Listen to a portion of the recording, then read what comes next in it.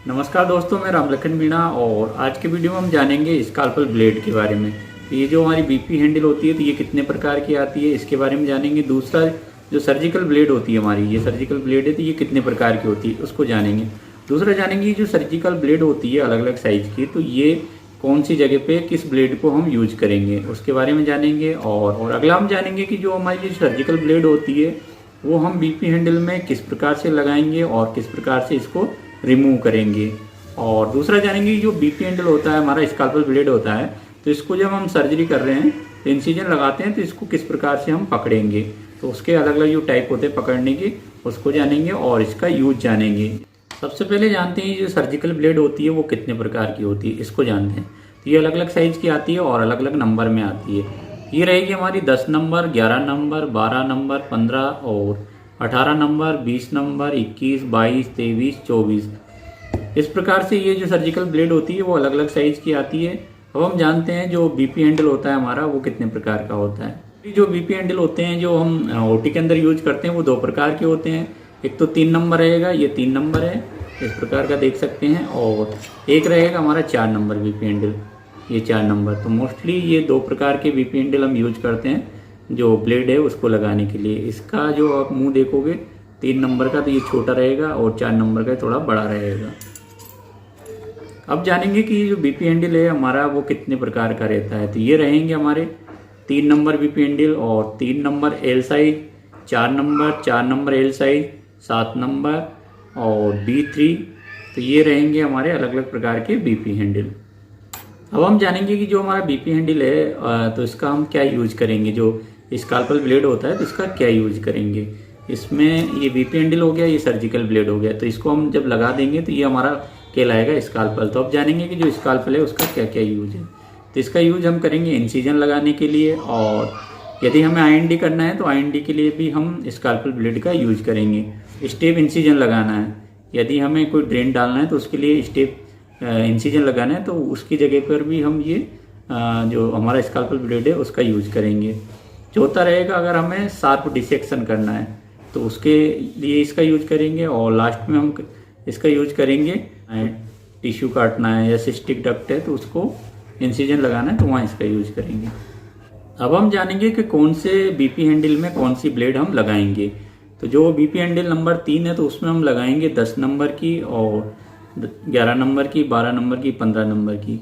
जो हमारा BP handle है 4 नंबर तो उसमें हम ब्लेड लगाएंगे 20 number, 21 number, 22 number, 23, 24 surgical blade है तो उसको बीपी हैंडल 4 नंबर में लगाएंगे। और जो छोटी साइज की आती है 10 नंबर, 11, 15 नंबर, इनको हम 3 नंबर के जो बीपी हैंडल है उसमें यूज करेंगे। अब हम जानेंगे कि जो हमारी सर्जिकल ब्लेड है तो उसको बीपी हैंडल में किस प्रकार से लगाना है। तो सर्जिकल ब्लेड को पीछे की साइड से हम नीडल होल्डर या हमारी स्ट्रेट जो आर्टरी रहेगी तो उसकी सहायता से इसको पकड़ लेंगे, और इसका जो ग्रूव बना है इस प्रकार से तो इसमें ये डालेंगे। इससे क्या है, हमें लगेगी नहीं, तो ये इस प्रकार से आसानी से इसमें फिट हो जाएगी। ये हमारी जो 3 नंबर बीपी हैंडल है और ये जो 10 नंबर की हमारी सर्जिकल ब्लेड है, तो इस प्रकार से ये इसमें हमने लगा दिया है। कोई भी प्रोसीजर हमारी कंप्लीट होने के बाद में इसको हमें रिमूव करना है तो वापस हम ये निडल होल्डर लेंगे और इस प्रकार से इसको ऊपर उठाएंगे।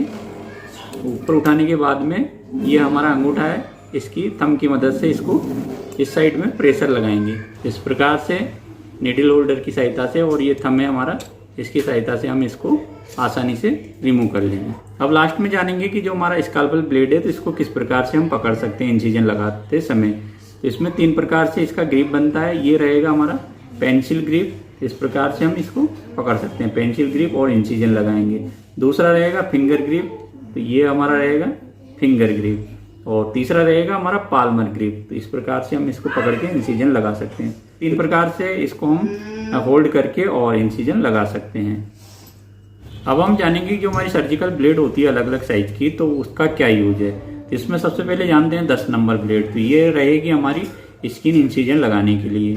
11 नंबर ब्लेड है, इसका हम यूज करेंगे स्टेप इंसिजन लगाने के लिए। यदि हमें ड्रेन इंसर्ट करना है तो उसके लिए हम स्टेप इंसिजन लगाएंगे, तो उसके लिए हम 11 नंबर की ब्लेड का यूज करेंगे।